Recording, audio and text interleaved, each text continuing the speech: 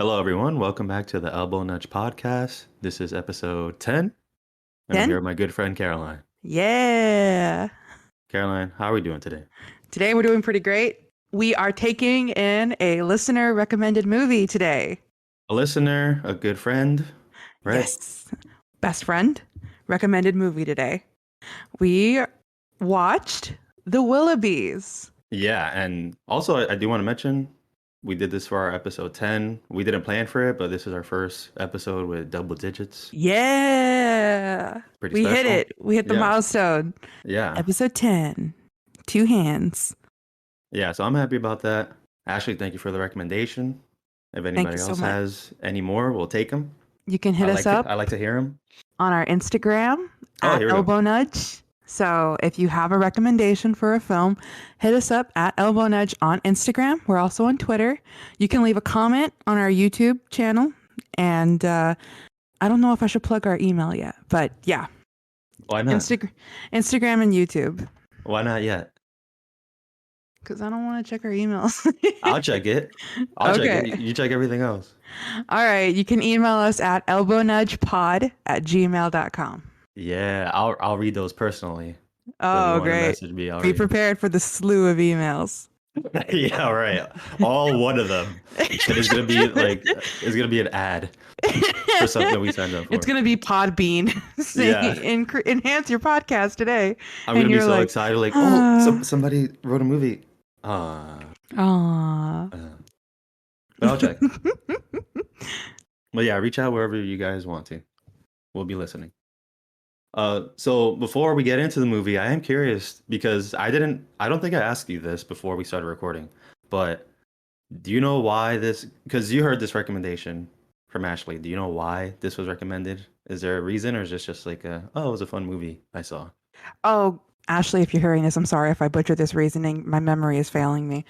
I do remember she said like she was giving me lists of movies of like ones that she wanted me to watch, and so one of them was like this film called Always Be My Maybe.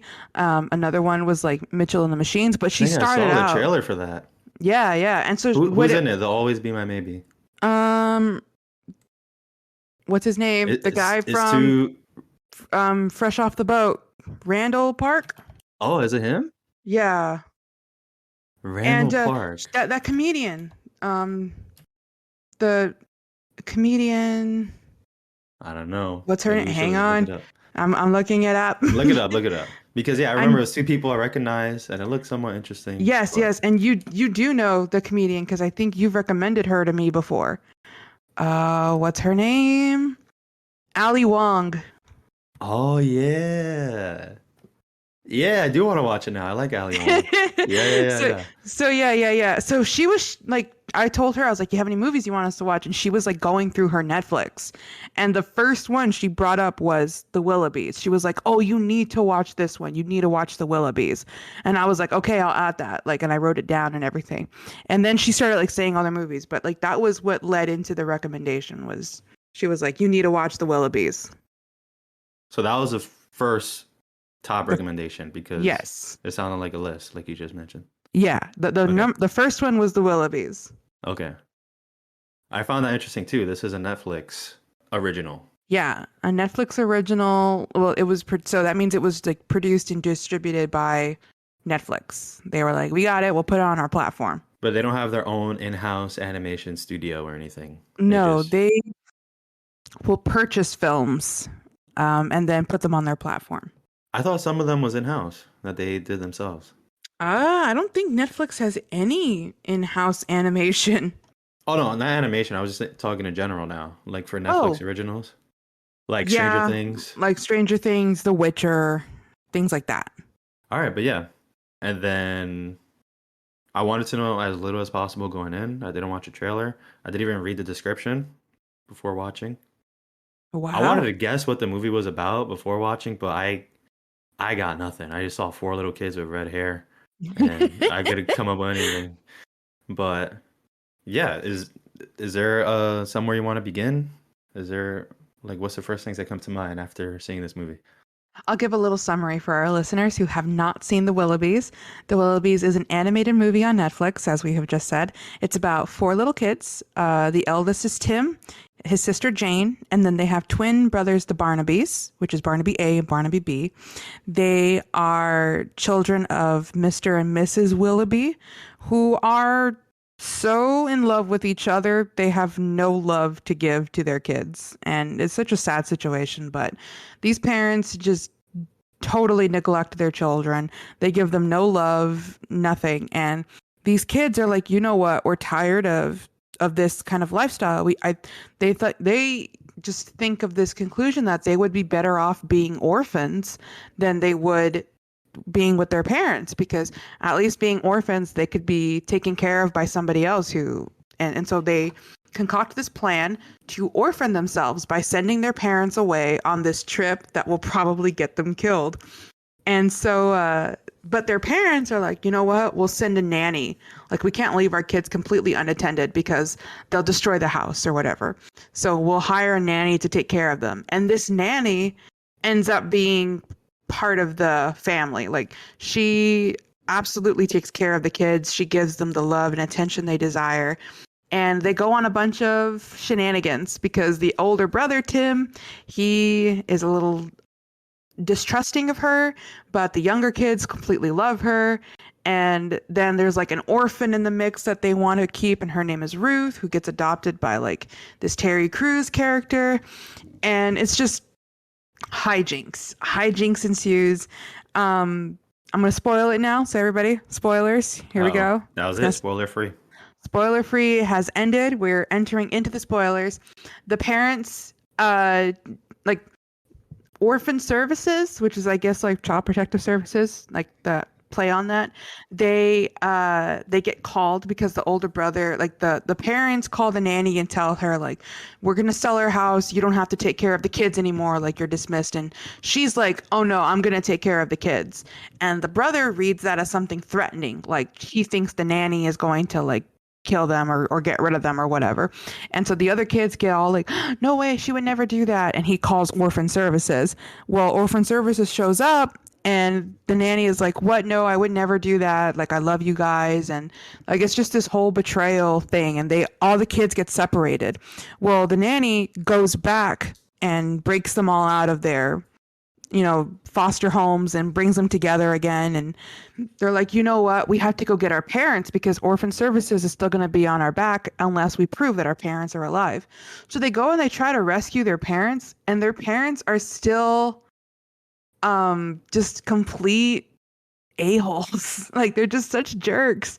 And these kids are there telling them like, we want to be a family, we want to be together, and their parents are just like, haha, bye. And they get into an accident abandoning them, and they're like, well, I guess we officially are orphans. But the nanny takes them in, and the Terry Crews character takes them in. So in the end, they do get like a found family. Commander Melanoff. Yes, I keep forgetting how to pronounce that.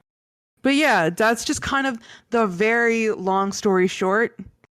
And it was a very cute film with the whole found family concept. But man, every time I saw those parents, I got so upset. Yeah, they never grow. They never better themselves. And I kind of like that, actually. It's very non-traditional for an animated movie and for a kids movie. Like, they just remained the bad guys, the bad parents the whole way through. Yeah. And it sucks for the kids, but is an interesting idea for the movie. I definitely thought that when the kids were there with them on the mountain, telling them like, it is so sad. They're like, you don't have to love us, but we just want to be a family. It's like, oh my God, these poor kids. And their parents are still like, oh, thank you for bringing this contraption to rescue us. Goodbye. And I'm like, Yeah, they just leave, and you never get that heartwarming moment that you think you're going to get of them saying like, wow, we were wrong. We never saw what wonderful kids we had. None of that. Nope. I actually thought when they planned to put them on this death trip to kill them, which is another thing that's crazy on its own. But I thought that they were surviving all the expeditions that were going on the strip. And Hmm. once they ran out of money to keep going, I thought they were gonna have the moment there and say like, "Wow, we had such a great time. I can't believe our children did this for us.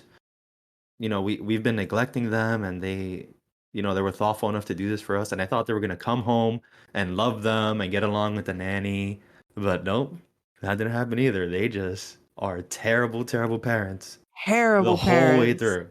Oh my goodness. And that's another thing I wanted to bring up. So these kids straight up wanted to kill their parents. Yep. Like there wasn't there wasn't any vagueness about it. This trip was intended for them to go and die on. Because all the places that we're gonna visit along the way in this trip is like a lake. Yeah, going on a raft or a boat down a lake infested with piranhas. Yeah. And going to a volcano, like an active volcano. Climbing the unclimbable Alps. In Like Switzerland. yeah, all the if you saw the names of everything that they're gonna visit, it's hilarious how it tells you like this is dangerous. You're gonna die here. There's like a lake of acid water, and they're on like a little raft. Yeah, but the story with that is that they were just extremely lucky, and it was just coincidental that they survived everything. Just Yep. Extremely lucky, and also like their tour guides were always taking the hits at their expense. yeah, But yeah, these kids were straight up like, we're gonna get rid of our parents. We're gonna orphan themselves. And you know what? I in no other movie would I say this, but good for them. Those parents are terrible. they deserve this. They're terrible. In no other film would I say this, but man, those parents are terrible. Yeah, they wouldn't feed them. They wouldn't They feed wouldn't them. hug them. They would lock them in the coal basement or Yeah, whatever. yeah. Like, oh my goodness. Usually it was Tim I know, poor more than Tim. I anything. think that they just, anytime any of the siblings did anything, Tim got punished. I think that's why he is the way he is, because the other three are more, like Jane is more free spirited, and the twins are just kind of like little geniuses, little creepy geniuses. But I definitely think that Tim was the one that always got punished in place of his siblings. And that's Yeah, why you can he tell. is the way he is. And you know what I thought was a little sad? That he still respected the Willoughby heritage. And he loved Yeah. his ancestors, and he was proud to be a Willoughby, and he will always say like, "Oh, the Willoughbys don't trespass," or like the glorious Willoughby mustache and things like that. And he still wanted to uphold the traditions even though his parents never did. And he's never had the official Willoughby family experience. Like he tried Yeah. to make it himself. He was still holding up that family honor, even though his family was treating him terribly. But I wonder why. I wonder I think, why he held on to that when his I think parents it gave was him no because reason to. I think he wasn't thinking about it in terms of like his parents are the Willoughby family. I think he thought about it because he was always locked up in the library. So all he had were stories about the Willoughby families. You know, when he pulled out that brick in the coal basement, and it's just legends of the Willoughbys. And so that's what kept him going, is like, when he grows up, he'll be a great Willoughby like his ancestors. And that was something that he could hang on to. Yeah, I forgot he would look at those. That makes sense. And then those are his heroes. That's his hope and the light at the end of the tunnel. Exactly. So there's like a little bit of a disconnect. He doesn't see his dad as like a Willoughby, but he sees himself as like, I have to uphold these Willoughby standards. Also, I was thinking, just a small thought, that they hate their children. Why do they have so many? They hated Tim from the moment he was born, and they told him like he was an inconvenience for like having to make his mom go through labor and stuff. Why do they have three more babies? Or two more since the twins Two were more in one go. pregnancies. Yeah, yeah. I don't want to be crass on this podcast, but those parents are idiots. And They made four children that they hate and don't care for. Yep. They never, ever took precautions in their marriage, I guess. All right. I see you tiptoeing around this. For everyone who gets it, they get it. It's just so, I hate like that, because you know what's funny is this is a very exaggerated case because it's animation and it's, you know, they want to be over the top about it, but there are real cases of this happening in famous families too. Like, you know, President Reagan, you know, Ronald Reagan. Mm-hmm. So he and Nancy Reagan, their children have said multiple times in multiple memoirs that they always felt their parents were so in love with each other that they didn't have enough love for their kids.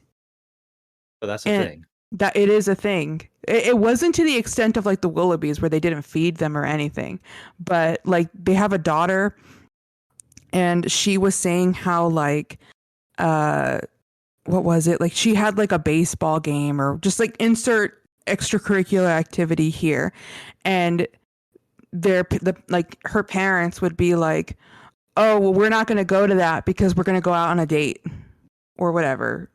Like we're going to go, they would rather be with each other than, you know, take time to support their kids and like go see their kids do anything or things like that. I actually never heard of that, but yeah, you would think that couples like that would plan to not have kids, right? You would think. Wow. But alas, they did not. Another famous couple is Queen Victoria. This is, you know, way back in English monarchy. But Queen Victoria, she married Albert, who I think was her cousin. But she was so in love with her husband that she had no love for her kids. However, her husband was a little different. Her husband loved their kids. They had like 8 or 9 kids. They had a bunch. And she never held or hugged any of them. She was only ever in love with her husband. And there's like a famous, and also her son, I think the prince, I can't remember his name, but he's the one that's like suspected of being Jack the Ripper. Oh. Yeah, that's a whole different movie. That's one of my theories. If you haven't seen BuzzFeed Unsolves Jack the Ripper, but yeah, so there's like what was it, like several of the maids and butlers in the palace recorded saying that, so there's like a story where her son left to like go to like a brothel or insert, you know, something here, and her husband, you know, the Prince Albert, he left and he went to go find him. Like he was like, I'm not going to leave our son out there. I'm going to go find him and bring him back. And she was furious, but not like, she was furious at her son because her husband left her side. Like, you had to leave and your dad had to go after you and he couldn't be with me. And so her husband, the worst part also is like when he was looking for their son, it was snowing and her husband got really sick. And when he came back, that illness led to him dying. And she always hated her son for that. Like, your foolishness caused your father to die. Like, I lost the love of my life because you were being dumb. The only person I loved in this family is gone. Basically. So there are famous cases of like this happening. I never heard of that, and that sounds so strange to me. It's so strange. It's so foreign. Like loving your spouse so much you don't have love for the kids. That doesn't make sense to me. It does not compute in my mind at all. I do not see how that's a possibility. And for any place that it is, like if you're living in a family like that, those parents are terrible. That should not be a thing.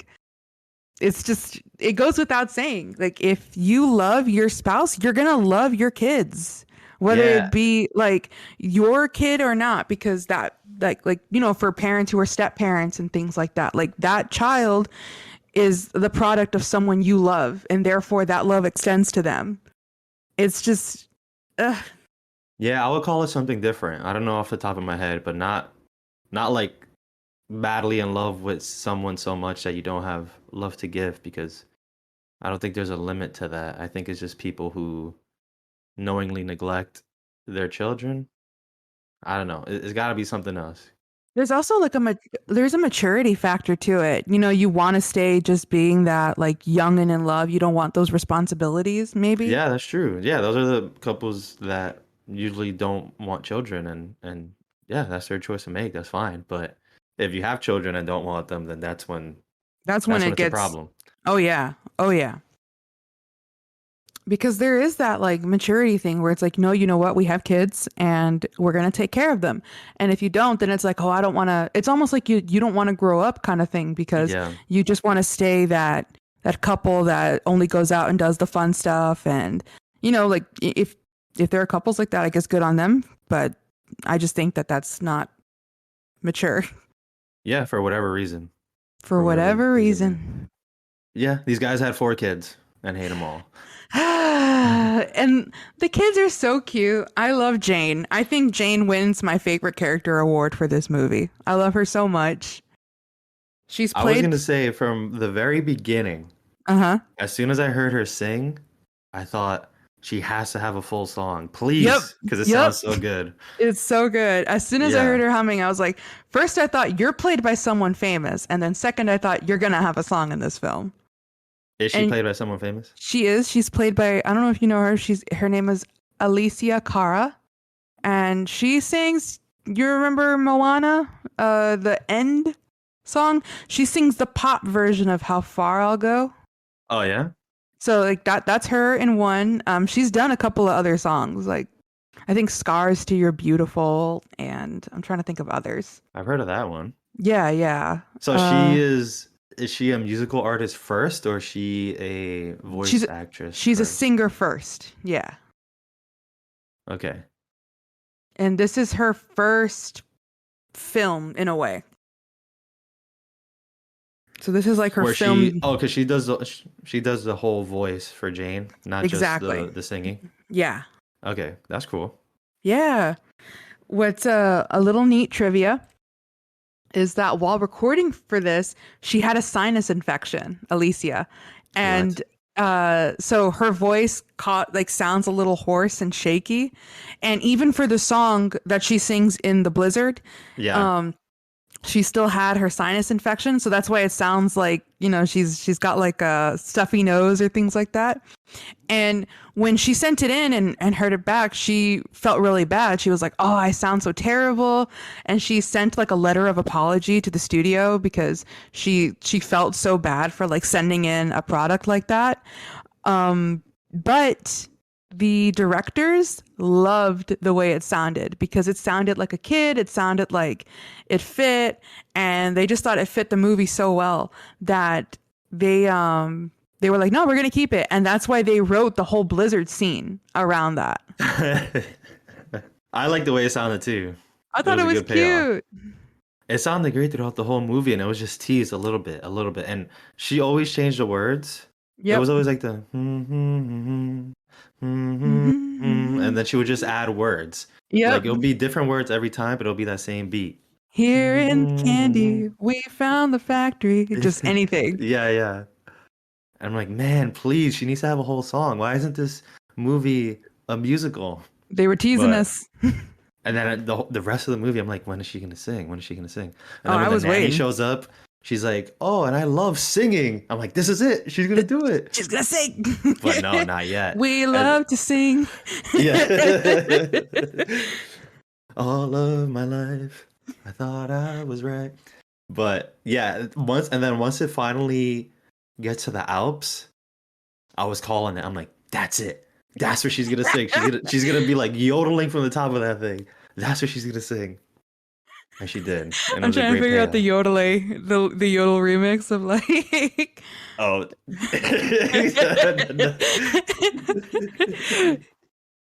I can't. It's two different genres. I'm trying to fit the yodelay who yodelay yodelay who.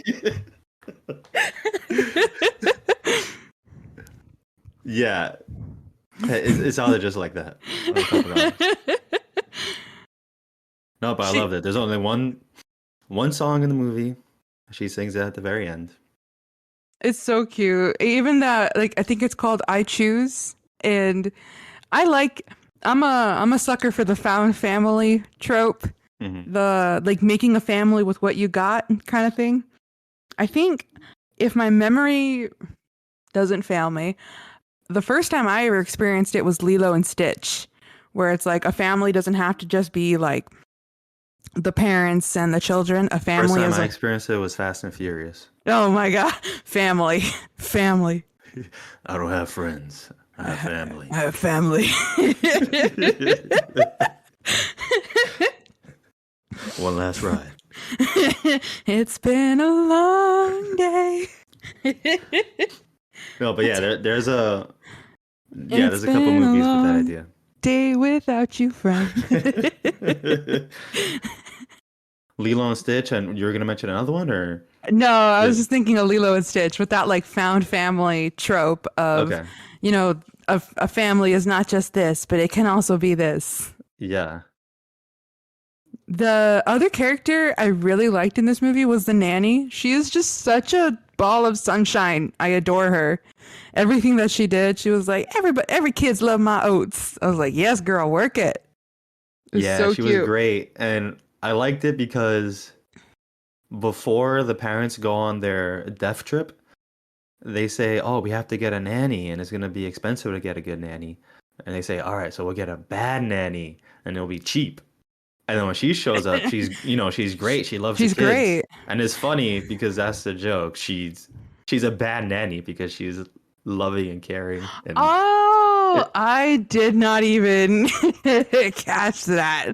yeah, My- I'm like, oh, I just I'm thought, like, all right, like- let's see this bad nanny. I'm like, oh, there you go. That's why she's bad. She loves the kiddos. I wasn't Yeah. even thinking of it like that. I just thought like, oh, she's a cheap nanny. Like she'll just do it because she loves kids, not like she's doing it for a profit. I did not even think of that. Like that's really cute in hindsight. That's what I thought of. It could have just been No, you're right. not thought of, and I probably put more thought into it, but I thought it was great either way. That whether it was trope on is purpose or accident. super present in a lot of like films like that. I think even Nanny McPhee. I don't know if you ever saw that. No, but she has like a big nose or something. Yeah, she kind of plays with that trope of like, we don't want a nanny. Nannies are mean, and then she comes along and she's actually like good and she cares for them and everything. Yeah. So that is something that is played with. Yeah, and she immediately wins over, like you said, the younger kids, but not Tim. Tim is still on the fence and Tim is hesitant. so used to abuse, he doesn't know love when he sees it. Yeah, he was even hesitant to go in for the hug. Even what was it when he wouldn't eat the oats and he was about to get in trouble and she was like, I have no choice but to put you, he was already like thinking, oh, she's gonna send me to the coal bin. Yeah. And she's like, I'm gonna put you in timeout. You're just gonna sit in a chair, like not. And then that was when she straight up is like, okay, you guys were abused, like, and like that's plain to see. Yeah, and you see all the days the that marks on the yeah. wall. Yeah, the days that he's been there. That reminds me of what movie did that where he was like counting the days? I think that was Count of Monte Cristo. Every prison movie? I think it's in the movie of the Count of Monte Cristo where he would like mark on the wall how many days he's been in prison. I haven't seen that one yet. But yeah, pretty much any movie that involves prison. Yeah. You're gonna see those. But yeah, this little little guy was in there a long time, or at least a lot of times to warrant a lot of times. Yeah. Like those marks on the wall. And what's her name? Linda, the nanny, right? The nanny's Linda. Yeah, I think it is Linda. She is like, okay, these kids were abused, and then they tell her like about the orphan, and then we have a little orphan, Ruth. Ruth is so cute. Yeah. I like that name. What was Tim gonna name her? Do you remember? Oh no, Tim named her Ruth. Tim named her Ruth. She was Jane gonna gonna name her something else. something like crazy. I think it was like Gertrude or like a long name. A crazy name, Gertrude. It was like a long type of name, and then Tim is like, we're naming her Ruth because now we are ruthless. We're ruthless. Yeah. I like that. That was cute. I like that the commander Melanoff, he ended up being a really sweet guy. I love Terry Crews immediately. Like I knew that was Terry Crews. I heard his voice. I was like, that's Terry Crews. That is Terry Crews. I heard his voice, and well, I'm also a frequent viewer of Brooklyn Nine-Nine. I know when that man I've seen a couple speaks. episodes, but It's one of my favorite shows. But when I heard him talk, I was like, "That's Terry Crews. That is Terry Crews." And then I googled it. I was like, "Yep." I knew the cat was Ricky Gervais. He has Oh yeah, such that's an accent. obvious. Yeah. But at first I'm like, wait. Who's that? I know this person. I know this person. I'm like, Simon Pegg? No, not Simon Pegg. I'm like, yeah, Ricky Gervais. Definitely Ricky Gervais. That's a cute cat, though. I kind of want a plushie of that cat. It's cool that he was a narrator and a character, and he influenced the story multiple In times. tiny ways, but just enough to get the ball rolling. Yeah. That was a good idea. This was a very, very non-traditional animated kids movie. Yeah. I was surprised. I think it's just like on the animation subject, I think it's the same animators as Coraline. I could tell by like the way that they did the hair and the way they drew a lot of the stuff that it's very Coraline-y. Yeah, I was thinking, is it a mix of like actual puppets or claymation or something? Is it a mix of that and like the CG animation that we're used to, like the 3D animation? Because some It parts I was definitely looks like thinking, it. because you know how the hair is yarn, all their facial hair and hair on their heads is yarn. Yeah. But at any point, is it actually yarn or do they just try to go for that look? That's a great question. I And don't then have the sometimes answer when to there's that. explosions and then when the house is being torn down and things like that, and also when they're on any aircraft, the smoke is cotton balls or like the Yeah, material and cotton balls. even like how the mom was obsessed with knitting, and so a lot of things were yarn based, Yeah. like cotton and yarn based. Yeah. So I was thinking, how much of this is real? Did they incorporate any of those materials in real life or did they just make it look like that? I'm looking at the animation studio, and they're called Braun Studios, and they are known for animating. Where is it? Hold up, this can't be right. Notable productions. This is a motion picture. I want their animation. Come on. So they do more than just animations? They did the Addams Family, the newest one, the animation. Oh, cool. They did. I'm getting a lot of stuff here that is not animation. Did they even make this movie? Oh, they made this movie. They're Okay. the production, but Very recent movie too. I saw on Netflix. It came out last year. it did come out last year, 2020 that is, because at the time of this episode, we're Oh in yeah. 2022. Oh yeah. So it Haha. came out 2 years ago. Oh, Tony. Oh boy. We're already making those mistakes. Yeah. Forget I mentioned any dates.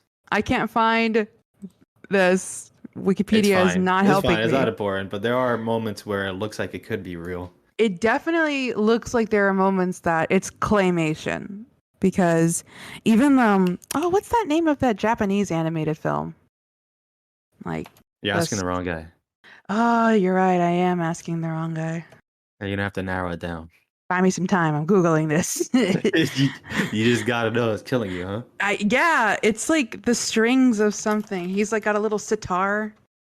Kubo and the Two Strings. Oh, well, you got strings right. Who did this one? Because the You're animation going is down very a rabbit hole now. Like, all right, now which studio did this? for okay, no, this is Leica, and I actually follow some people who work at Leica. They're an animation studio. They're the ones that did Coraline, and they did also like this film called So scratch the other. Scratch the out other this one you one. said. Yeah, scratch it out. They the director of this animation studio, he was one of the supervising directors for The Nightmare Before Christmas, which, as you know, all stop motion.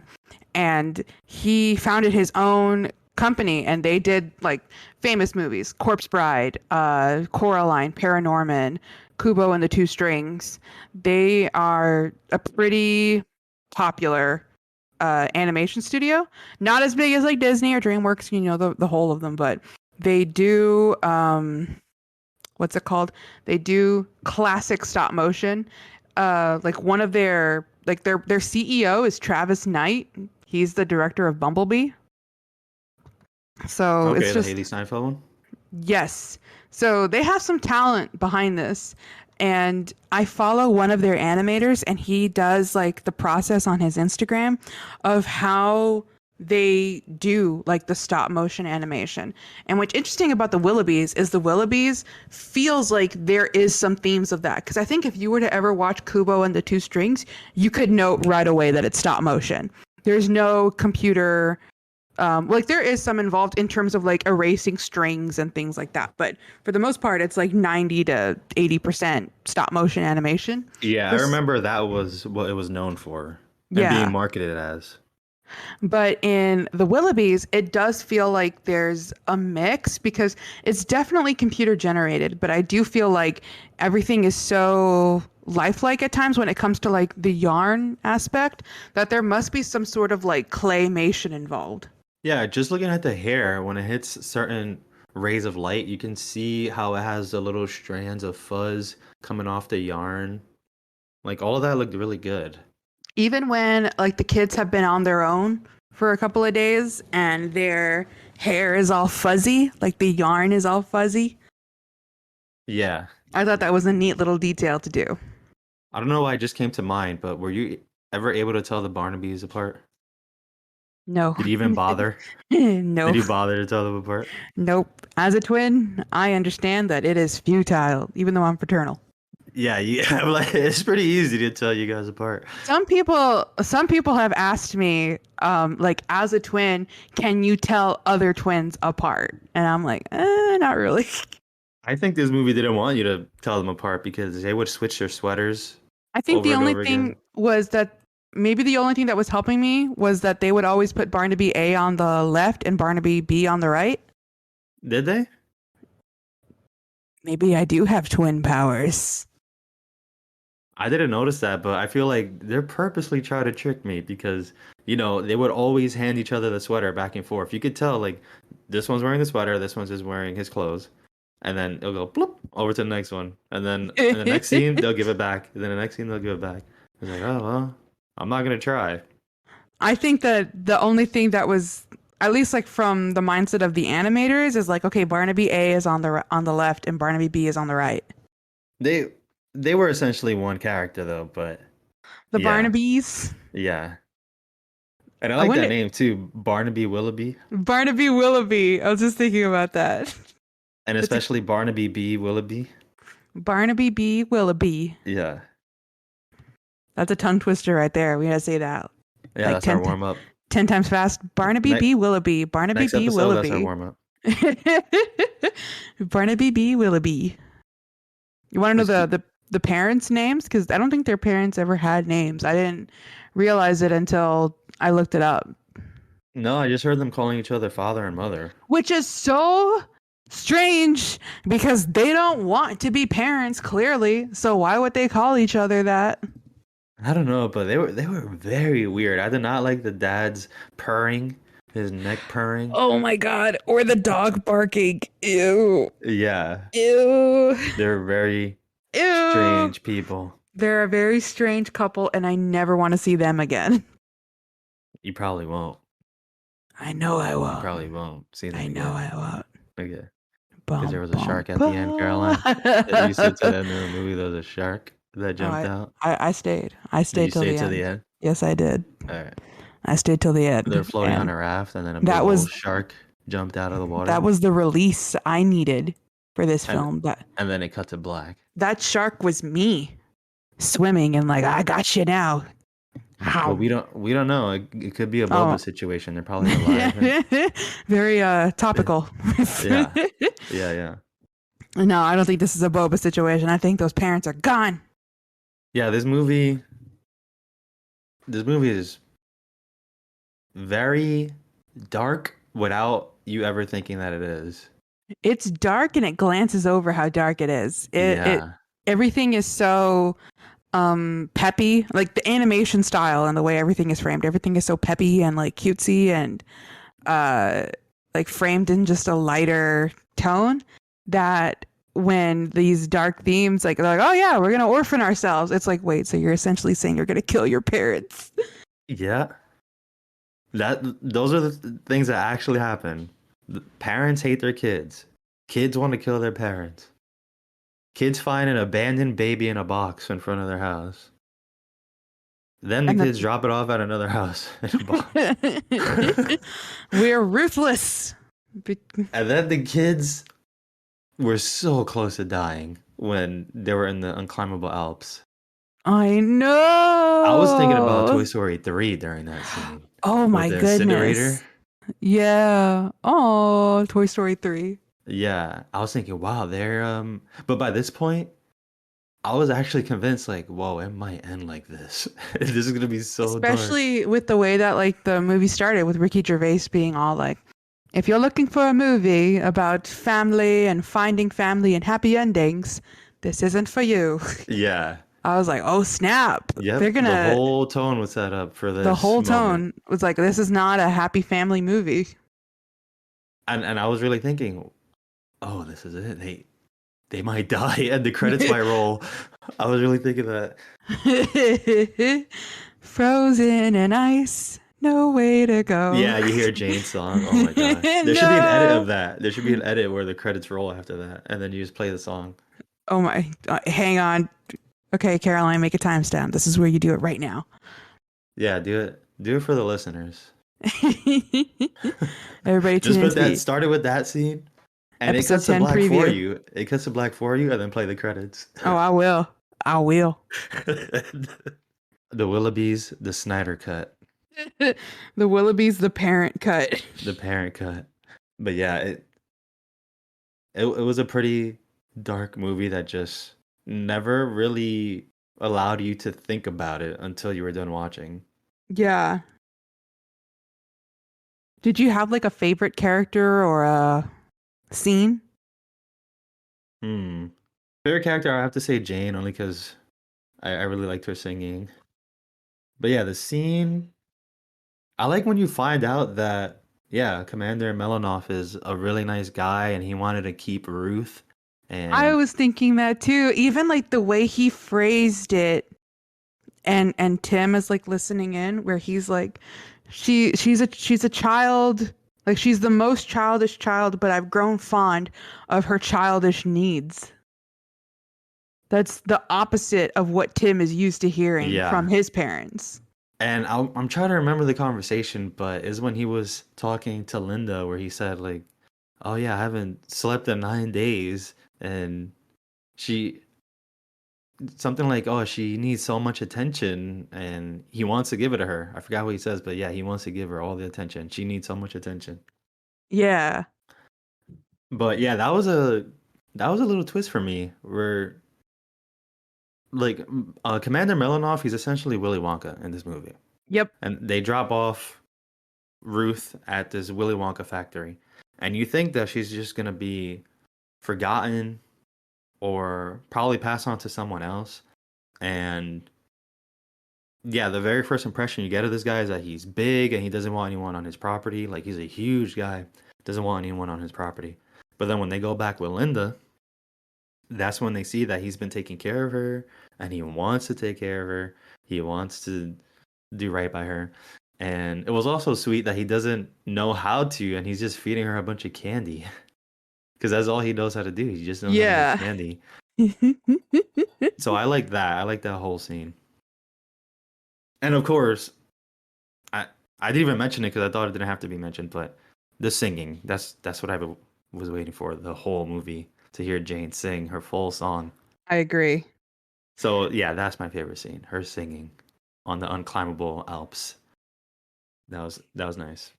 I wish we had some more moments because it was up on the unclimbable Alps where I think Tim is like, we could be a family.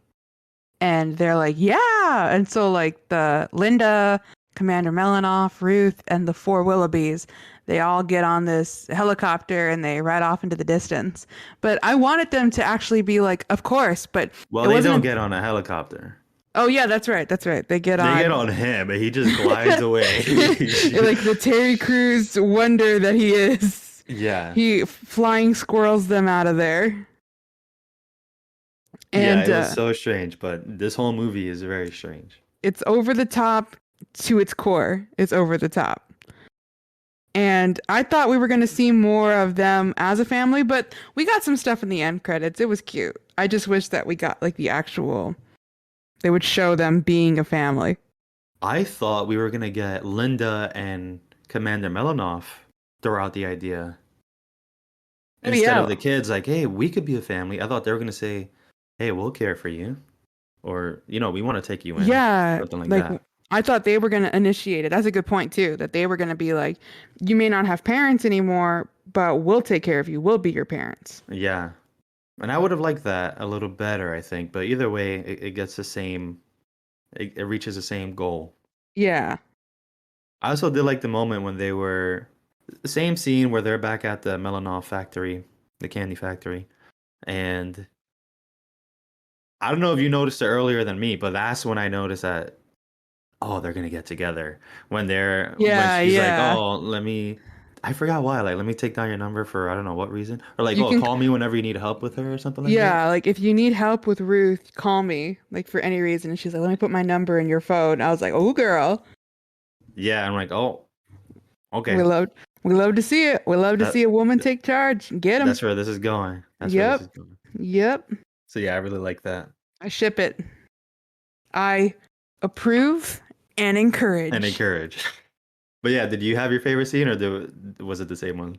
I Is it think the my singing favorite scene? scene is whenever they're all like they had just finished the dirigible and Oh yeah. like they're looking in the window and they're all making food. Like Melanoff and Linda are making food for everyone and they're The putting them in little oats. Is it baggies. oats or is it something else? Yeah, it's oats. They're making oats and then they're putting them in little baggies for the kids and everything. And in a way, like I felt sad for those kids because those kids are thinking like, oh wow, they're a perfect family. They don't even put themselves in that picture. These two, like Melanoff and Linda, are only thinking about the kids. Like they're thinking about the Willoughbys, the Willoughby kids and Ruth. But the kids are so detached from that, like from ever including themselves in a perfect family, that they were like, we don't want to get them in danger or in trouble. We're going to go on our own. And that for me was like, oh, no. And it's weirdly my favorite scene because the kids are so used to like running away from things like that. But this time it's like, no, we want to protect them. We don't want them to get in danger. These are our parents. We have to deal with it. Yeah, that's a good point about seeing them as a family and not including themselves. They probably just saw Melanoff, Linda, and baby Ruth, and they thought, oh, yep, that's the perfect picture family right there. And now we got to Exactly. do our own thing.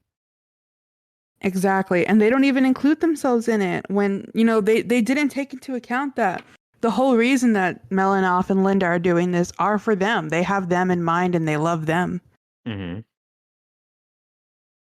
I also want to mention a few things, not really story related, Okay. but I love how whenever they're crossing a street or running away or something, there's always a huge car accident. It's just like a persistent thing. I love it because it reminded me so much of me and Davy. Anytime we're in the mall, I guess I have a bad habit of not like now that we're older, because when we were younger, I was like, stick next to me. We're gonna we're gonna go to GameStop or whatever in the mall. But in the mall, I'm like buzzing. I'm just going through the crowd and I can hear Davy behind me going, excuse me, and like bumping into people. He's like, excuse me, pardon me, excuse me. And I'm just like Polite gentleman. zipping. Polite gentleman, the Texas gentleman. Yeah. But he's like bumping into people and he's like, okay, wait. And I'm hearing him in the distance and I'm like, maybe I should stop. And I'm just like ziplining through people. I'm just like squeezing through, being efficient, getting to the destination. And then I turn around and Davy's like a good 4 feet from me. And I'm like, oh, okay, let me wait. Gotta look out for your little bro. He's a man now. Gotta look out for little man, bro. But yeah, I saw that scene and I thought it was so funny. I was like, oh yeah, that's me and Davy. But it was a recurring joke that I loved. Like every time throughout the whole movie, every time they ran through a street, drove through a street, it was always a huge pile up, like chaos of cars just Yep. crashing into each other. And That was buses. hilarious. Yeah. It's also kind of funny too, because it's like their parents never taught them to look both ways before you cross the street, kind of thing. Yeah, they never left the house, right? That's They, that was the first time when they went to go drop Ruth off at the candy factory. That was their yeah. first time leaving the house. The Barnabys were distracted by the crossing signal light. Yep. But it's like, it's funny because they have that lack of etiquette. Their parents never taught them to like, oh, hold hands, stick together. And, everybody, we stay together. We're going to cross the street, look both ways. Like, they don't know any of that. Yeah, I'm surprised they were able to find their way back home. Jane is a genius. She knows. She knows. She pays attention. Yeah. The other thing I wanted to bring up, and is one of the moments that I rewinded because, or I guess, what do you say now when it's just a streaming movie? You don't have to rewind the movie. Rewind. All right, rewinding the movie is that Home Alone scene when Oh all the people are yeah. coming over because the house is The for open sale. house. Yeah, so they set up a big Home Alone trap house for everybody, and people are like falling through holes, getting punched, like completely knocked out by boxing gloves and things like that. Yep. That was hilarious how over the top it was. But I was thinking, wait, where's the nanny this whole time? And it tells you in the story, but I didn't even wait because I was like, wait, where is she? Where is she? Did I miss it? Like, did she step away? And then I rewinded all the way to when they went into the house. And yeah, like she drops her bag off on whatever. I forgot what that statue was, like The a bear. knight or a bear. Yeah. She puts it there and then she just goes upstairs. I'm like, oh, okay. So she's just sleeping through all this. I don't know. But then the story shows that she's scaring people away and He's the helping the final kids keep their boss. house. Yeah. But yeah, if I just waited like a minute longer, it would have answered me. But I didn't want to miss that detail if just in case, I didn't want to miss that detail. I had completely forgot. Sometimes I had the mind of a child in this film. I had completely forgotten about the nanny. I was just like, no, this family's gonna come in and take up the house. And then they go upstairs, and when that like it's like, I'm the ghost of the Willoughby house, and I'm like, that's gotta be the nanny. That's gotta be Yeah. her. She's helping them. Yeah. Yeah, it just stood in my mind like, where is she this whole time? They're not alone anymore. Where is she? But that was another good moment showing that she's dedicated to them. I agree. I think Linda, if Jane is my favorite, but Linda is such a close second. The movie, even when like the what's it called, the orphan service agent, she comes in like, oh Linda, you're still like trying to look for a family. Like she also was an orphan, Yeah. and Linda herself. I think we don't get enough insight. It's a kids movie. There's only so much that they can put in it and we can read into, but just the thought that Linda herself is an orphan, she doesn't have any parents, and she's constantly been looking for that family love as well. Like she Yeah. relates to these kids on a lot of levels. And that's why she treats them so kind, and she's a nanny, and that's the kind of job that she's doing because she doesn't want anyone to go through what she went through. And honestly, like these kids, they're strange. They're kind of weird. They They're got kind of yarn hair. they got yarn hair. They grow facial hair. They Yeah. the Barnabys The are kind boys of and the girls creepy. in Yeah, the Willoughbys grow facial hair. exactly. I feel like telling Jane, like, "Ooh, girl, I got a little Angel Soft facial shaver for you, honey. You think she should shave? Sit still, girl." You think she should shave? Yes. No. That's a Willoughby tradition. I say rock to stash. Tony, Hardcore. the Willoughbys Let are it what grow got and them let it into this flow. situation. The Willoughbys have done them no favors. She does not need to Only honor their parents. You just said earlier in the podcast. You just said earlier in the podcast that the Willoughbys are actually great except for their parents. The Willoughby stories are great. I told Tim has a disassociation. I'm just saying for Jane, the Willoughbys have done her no favors. She doesn't owe them squat. Technically, they haven't done any of them favors, but they have The They legacy. they were probably good people. We didn't get to see them, but they have great stories. And yeah, only the parents were terrible. If Jane wants to rock the stash, I won't knock Jane for the stash. The Just saying, stash is beautiful. We saw that honey, one scene where Tim there's was options, dreaming about Jane. it. You A saw how family full of glorious it looked. stashes. Do you remember how Tim looked with the mustache when he Yeah, was it's the dreaming about having a cover. mustache? It's the Yeah. cover of the Netflix movie.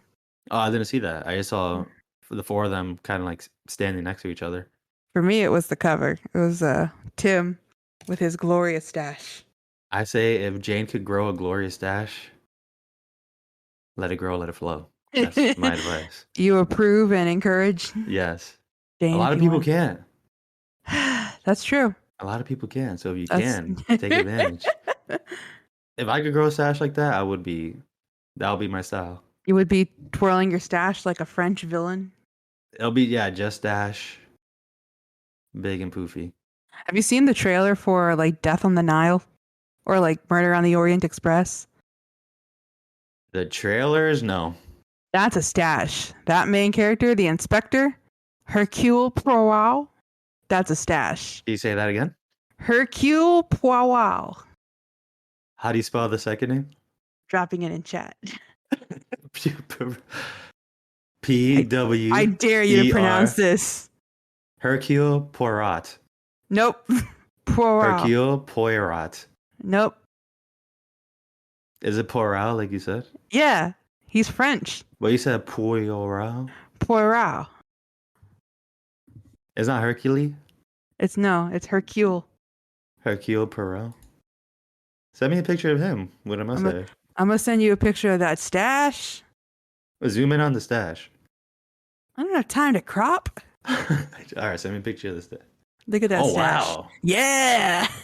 That's a Willoughby stash. All right, let me explain to the listeners. Enhance. Yeah, it's salt and peppery, except more salt than pepper, and is long. It goes across his whole face, and then he has kind of like just a strip, like a goatee strip on his chin, and yeah, it's impressive. It's impressive.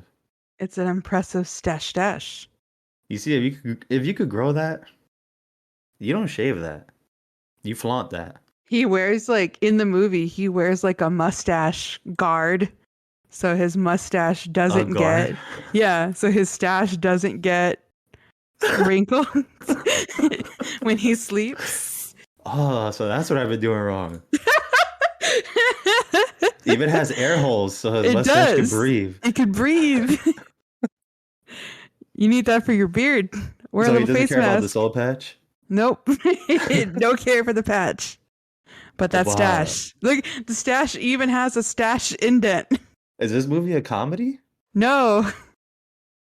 Oh, wow, that's amazing. We need to add this to the list. I really want to watch this one, especially because Death on the Nile is coming out. It had Daisy Ridley, right? Yep. And that's why I want to watch it. Yep, it's great. Man, it has 2 levels of mustaches. Medium and large. And he has large. He's the large. I'm sure it goes all the way to the end. Yeah, I don't even know how to explain it. This is like a mask that he's wearing. Like a sleeping mask that goes on your eyes, except it goes on his mustache. And it has like little holes cut out so that his mustache can breathe. And it has 2 straps that go around. It is almost like, face masks, except it has 2 straps. One goes over his ear and the other one goes below his ear. That's how his stash stays I so bet that's luscious. a real thing too. That's a real thing on Amazon, right? Let's see. Mustache Guard. I'm seeing mustache guards for mugs, like if you want to drink coffee. Oh, There's I've a seen that mustache too. guard. Yeah, it's like a lip that kind of covers your mustache. Let's see here. Wow. That's the mustache life. You got to consider all these things. I'm so glad I don't have a mustache. That's too much. I can't believe you said those words. Too much glory to bathe in? Is that what you mean?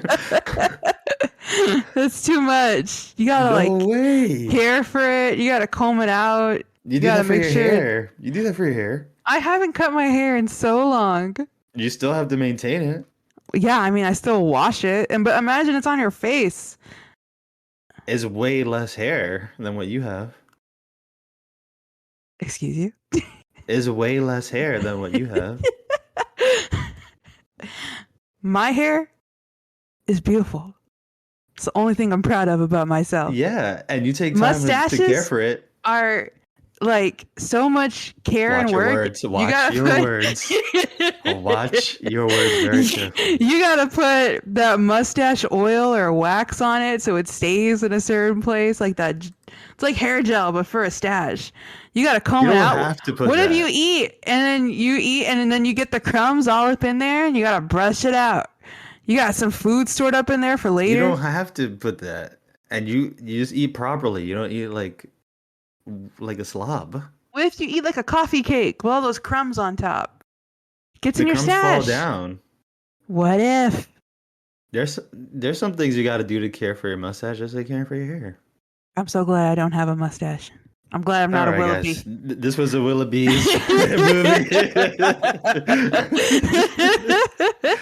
movie. Ashley, thanks again for the recommendation. Hope you enjoyed this mustache conversation. Caroline, is there anything else you want to say about the Willoughbys or trash on mustaches? Yeah, I'm glad I don't have a mustache. And I'm glad I almost have one. I'm going to let mine grow out. Oh, no. What have I done? Is this the end, Caroline? Is this where we're going to leave it on? Are we going to do the Rotten Tomatoes or not? We've already disregarded Rotten Tomatoes. I've disregarded it, but if you're curious, you can bring it up. I am curious. You know, I've disregarded it even when I was looking for the right order to watch the Pirates movies in. I took a glance at Don't tell me. The scores. No way. I don't remember them, but I got to tell you. Only the first one is not rotten. No way. Yeah, every other one is a rotten score. I do not believe in every Pirates of the Caribbean movie is 100% in my eyes. 100%, yes. 100%. We haven't seen the fifth one yet as of this recording today and this recording, but we will soon. But I'm ready to give it a 100% blindly. Oh my God. And The Curse of the Black Pearl. We'll get into this in our Pirates episode, but it's not even high. It's just like certified fresh, but it's at the threshold. Yeah, what is it, like a 70? It's 79. Yeah. That's a 100 film. Yeah, the score. And they're all, oh my God, they're all rotten. I told you. But yeah. Okay, this is not a threshold to go by, but it is a nice little pinpoint. But the Willoughbys on Rotten Tomatoes, critics give it, oh my God, they give it a 91%. Whoa. I wasn't expecting that. I wasn't expecting that. 91%. So people love the children hating in this movie then, the critics. I guess. Wow. But the audience score is lower. The audience only give it 65. Oh, that's a gap. That's a huge gap. That's a big gap. The critics say it's an appealing animated adventure whose silliness is anchored in genuine emotion. The Willoughbys offers fanciful fun the entire family can enjoy. I don't want to give it a number rating, but I like it for being non-traditional all the way. Like, as I was watching the movie, I could kind of guess at what they could have done, but they never did it. And not like a subverted expectations kind of way, just like it did its own thing. And I thought, oh, that's interesting. They didn't do what could typically be done here. You know, like slow down and have an emotional conversation, you know, kind of go for the tear-jerking like moments of just focusing on the family aspect, but they did it in different ways, and I give it credit for that. But I don't know if I would. I got to think about it, but I don't know if I'll show it to my niece and nephews just yet. I loved it for its art. I love the art style. I always like it when movies do something, animated movies at least, do something creative, even if it's like with a little bit of a, I don't want to use the word gimmick, but I like the way that they incorporated the yarn and the threads into the Yeah. animation. I liked when they did stuff like that. I liked how fast paced the animation was, the way they zipped around, even the character design of it. It's very unique. You know, the Willoughbys is based on a book called The Willoughbys, and the book design is super different than what the movie is. I'm going to drop it in here for you I so you had can no see. idea. Yeah. So just like this is what the animators had to work with. This is what the Wow. character, yeah, super different, very different than what we got in the movie. And so for them to just kind of use their creative juices to cook up what we got in the movie, huge kudos to those animators. They did a great job. It's a great animation movie. It is, I think, something that maybe not all kids would enjoy because, like we did say, like there's a couple of darker themes in there. But I think that if you're an animation fan, you'll like this film. It's good. And then the song is so cute. I think it's so good. I lived for that moment where she sung. Is all I waited for. It's really good. Also, I was looking at the trivia on IMDb. It is kind of funny that they named the kid Ruth and they drop her off at a candy factory, and there is a candy called Baby Ruth. Yeah, Baby Ruth. I Baby forgot Ruth. about that. It just clicked when I was looking at the trivia. Like, is there anything else I wanted to mention? And I read that. I was like, That's oh, cool. that's cute. So yeah, that's everything that I had to say, Caroline. Was that Same, that was your for final me. thoughts as well? That was my final thoughts. This was a great movie. Just to watch something new. It was a good experience. Thank you so much for the recommendation, Ash. You're the Yes, best. thank you. Thank you very much. And just as a brief reminder to our listeners, you know, on Spotify now, I don't know if on other platforms, you can rate us. If you want to give us a good and honest rating, that would be greatly appreciated. Be honest. Be honest. I'm not going to ask you for the 5 stars, but I'm going to ask for your honesty. And remember to give us a like, a follow, whether you're on YouTube, like, subscribe, hit the bell icon. If you're on your favorite podcast streaming platform, give us a follow. And, you know, if you happen to be in conversation with somebody about movies, bring us up in conversation. Let people know that you're listening to a film podcast. We take suggestions on our email at elbownudgepod@gmail.com. On our I'll be reading Instagram, those. yes, Tony will. On our Instagram and Twitter at elbownudge, which is Caroline will where read those. exactly. So we will take any and all suggestions into consideration. Thank you. Also, if you watch this on YouTube, can you put in the comments if you get this far if you're pro mustache or anti mustache? Thank you. Listen, I'm anti mustache for myself. I'm not going to knock someone for having a mustache. All right. It was nice talking. You guys have a good day. Goodbye, everyone, and happy 2022. We're officially in. We're officially into 2022. It's going to be a good year, everyone. I can feel it. We're going to call it early. I agree. Good call. Everyone have a good one.